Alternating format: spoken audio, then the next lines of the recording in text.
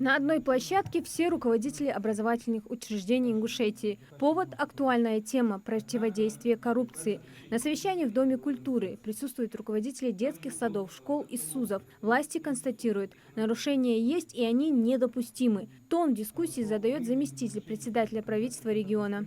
Из-за те небольшие, как кажется, небольшие нарушения, которые являются коррупционными, почти всегда сейчас приходят реальные сроки. Судебная практика складывается таким образом, чтобы искоренить коррупцию в максимальной степени. Коррупция – это та ржавчина, которая ломает, устраняет, дезорганизует любой государственный механизм. Первый доклад посвящен болевым точкам, нарушениям при закупках оборудования, питания, при ремонте. Представитель Федеральной антимонопольной службы привел конкретные примеры неэффективного расходования средств. В 2025 году Ингушскому УВАЗ России проведены 22 контрольных мероприятия в отношении Министерства образования и 17 образовательных учреждений Республики Ингушетия, по результатам которых выявлено 115 нарушений требований закона о контрактности. Первое и основное нарушение требований закона о контрактности, которое мы выявляем, это незаконное заключение прямых контрактов в обход обязательных процедур торгов.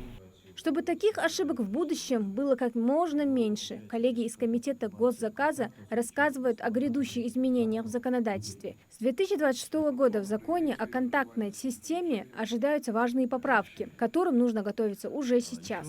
Основные изменения, вступающие в силу с 1 января 2026 года, это расширение оснований для изменения существенных условий контракта, ужесточение ответственности за недостоверные сведения в заявках, цифровизация и электронное взаимодействие и давление закупок.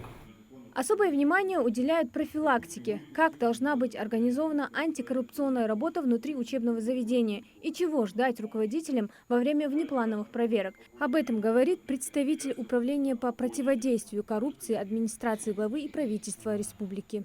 У вас у всех должны быть назначены ответственные должностные лица по профилактике коррупции, но зачастую это не должны быть заместители директоров по административно-хозяйственной части, образно сказать, не должны возлагаться на дворников, на техперсонал. Это должны быть работники кадровых служб, либо же, если есть штатные единицы, то это должен быть юрист.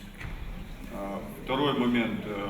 У вас должна быть информационная открытость, то есть должны быть разработаны сайты в установленном порядке. Есть 530 приказ от 2010 года. Этот приказ мы также доводили до всех учреждений. Там поэтапно в виде дорожной карты прописано, что и какой раздел должен быть на сайте. Мероприятие носит профилактический характер, направленный на повышение правовой грамотности и ответственности руководителей в сфере образования. По итогам совещания участникам дают указания по устранению существующих недостатков и недопущению нарушений в будущем. Итоги совещания подводит министр образования республики. Он призывает коллег не просто слушать, а немедленно принимать меры. Дадут такую маленькую статистику. За последние, 2 месяца порядка 5 уголовных дел. Если брать статистику за последние несколько лет, то они идут уже за счет десятки. И мы же все коллеги, мы же друг друга все знаем, кому Аллах учет моих, у кого какие проблемы. И 95% случаев они идентичны у всех. Это 159, как было ранее отмечено. Это получается у нас превышение штатов, наши эти мертвые души и так далее. Власти Ингушетии дают понять, тема противодействия коррупции в образовании переходит из плоскости общих слов в практическое русло. Совещание проведено по поручению главы региона. Задача поставлена Управлению по противодействию коррупции администрации главы и правительства Ингушетии. От руководителей образовательных учреждений теперь ждут конкретных действий и результатов. Хади Добриева, Адам Гулоев, Билал Ахильков, Магаз 24.